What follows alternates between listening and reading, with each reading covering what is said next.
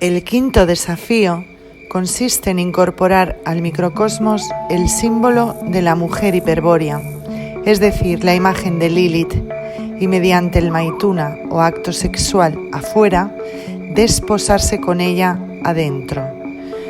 El éxito de este desafío, en el cual se tornan efectivos los otros 4, significa que se ha conseguido concretar la individuación absoluta y la inmortalidad. Pero como su planteo requiere el concurso de la mujer afuera, será necesario aclarar nuevamente que la yogini no puede ser cualquier mujer, y mucho menos una mujer amada, o por quien se experimente un mínimo afecto. El Tantra Kaula y todos los tantras de la mano izquierda se basan en la adoración de la Satki, el principio femenino o activo del demiurgo, a quien se considera como esposa de Shiva. Ya advertimos que la identificación de Parvati con Shakti constituye un error. Ahora vamos a explicar la naturaleza del mismo y la manera de evitarlo. Al comienzo de un ciclo, cuando concluye el pralaya o noche de Parabrahman, el demiurgo yace aún inmanifestado, hundido en el abismo cósmico. Hay allí unidad absoluta. Cuando se produce el despertar de el Uno, su manifestación, ocurre un despliegue evolutivo que alcanza a la materia de todo el universo por el impulso del aliento. Este despliegue del cual sale el Akasa es el modelo, la madre de todos los procesos evolutivos del universo. Durante la manifestación, el demiurgo se expresa en infinitos pares de opuestos que tornan casi imposible advertir la unidad anterior. Pero se trata solo de ilusión, maya. La unidad no se ha partido, pues subyace tras el velo de la dualidad. Como bien saben los gnósticos que logran conciliar los opuestos en el microcosmos y trascender hacia el principio único. Por eso es inútil discutir sobre la dualidad o unidad del demiurgo, siendo ambos conceptos la expresión de distintos momentos de su comportamiento, es decir, distintas fases de sus ciclos de manifestación, de sus noches y días. Pero cuando se requiere tomar en cuenta el aspecto evolutivo de la materia y sus diferentes organizaciones, es inevitable la referencia a los opuestos y a su dualidad esencial. Entonces, por simplicidad y sin olvidar que se trata de un segundo estado en la naturaleza del demiurgo, se habla de grandes principios opuestos, yin y yang, bien y mal, masculino y femenino, etc. Los sistemas religiosos derivados de tales consideraciones, como todo lo que es religioso, implica una degradación gnóstica, una caída exotérica, especialmente si los opuestos se han personificado y dan lugar a una devoción por parte de sacerdotes y fieles. Por ejemplo, los 3 pares de principios opuestos que hemos mencionado dan lugar respectivamente a las religiones del taoísmo, zoroastrismo e hinduismo. Y en las 3 el conocimiento aparece teñido emocionalmente por la reducción mítica a que han sido sometidos los principios y por la devoción que implica todo culto. El camino del gnóstico, por el contrario, consiste en evitar la devoción y saltar hacia los principios, estableciendo un contacto trascendente con la unidad en que se resuelven las múltiples dualidades. Pero tal contacto no se da por vía de la fusión con el uno, ni por ningún tipo de identificación con el demiurgo, sino por la comprensión de la unidad interior del microcosmos en la que se refleja el macrocosmos. Esta comprensión es un conocimiento puro, una gnosis que permite al Virya, tras un infinito horror, superar la manifestación y reconstruir la unidad del demiurgo para así, en una visión de locura, comprobar su insensatez y malignidad intrínseca. Sin embargo, tras el espanto, sobreviene el descubrimiento del verdadero Dios, aquel a quien no es posible conocer desde el abismo. Toda gnosis acaba allí, en la certeza del incognoscible, a quien no es posible trascender por el conocimiento y, por eso, es necesario crearlo con el poder del espíritu. El Bril brinda esa posibilidad absoluta. La dualidad es, entonces, mera apariencia, pero una apariencia en extremo consistente mientras no se acceda a la gnosis definitiva que permita trascenderla. En el estado confuso del Virya perdido o durante la transición al estado de Virya despierto, se parte de una percepción indiferenciada de la realidad y de su descomposición racional en pares de opuestos. Se llega así al concepto de que la manifestación está basada en un dualismo primordial que en el hinduismo se personifica en la figura masculina de un dios y en la femenina de su esposa o Shakti. Reducidos analógicamente de esta manera, los principios supremos pueden conciliarse en el matrimonio de los dioses, fundiéndose en la unidad original o engendrando otras manifestaciones también duales.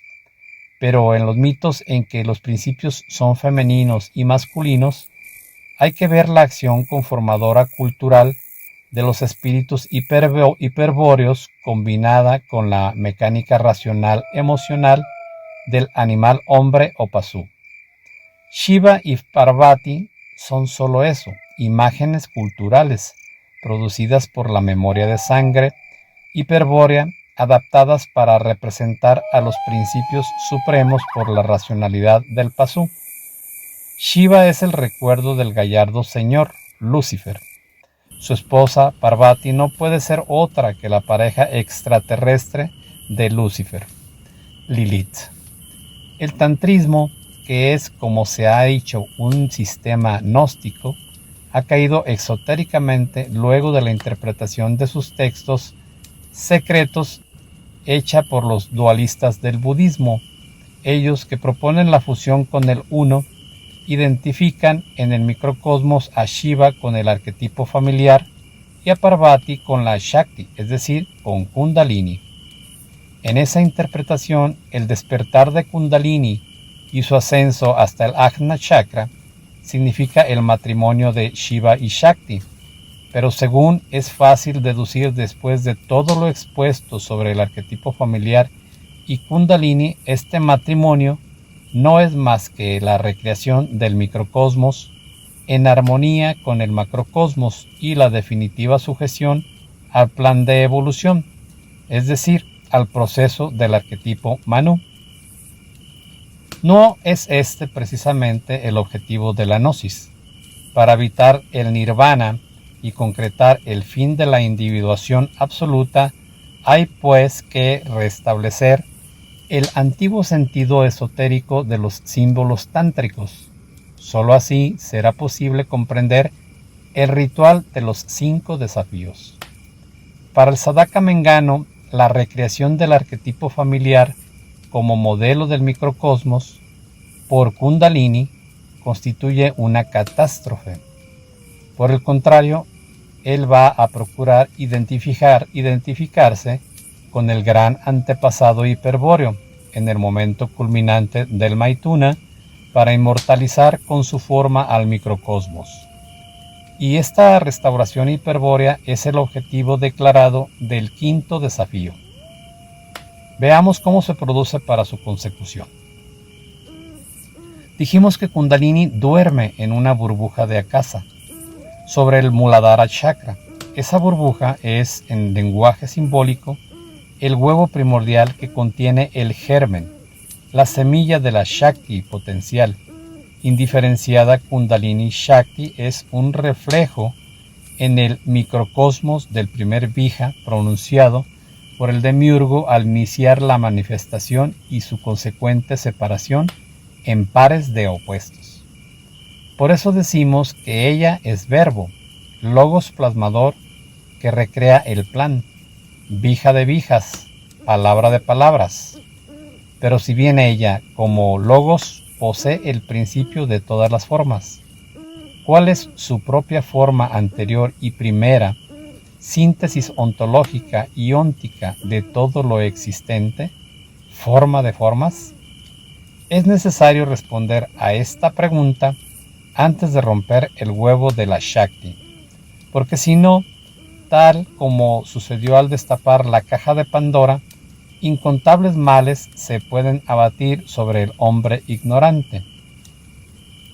Hacemos notar de paso que la falta de respuesta a la pregunta anterior o la ignorancia es la causa de lo que hemos denominado despertar de Kundalini por sus propios medios, pues aunque este despertar se consiga por medio de la yoga, si se descuida el conocimiento formal del Vija Kundalini, inevitablemente se perderá todo control sobre su poder plasmador y se acabará sucumbiendo en el nirvana. El gnóstico no busca aniquilar su yo y no renuncia a la acción, por el contrario, fortalece su yo dirigiendo estratégicamente la voluntad de actuar. Por eso en el gnóstico es el yo quien despierta a Kundalini determinando su forma.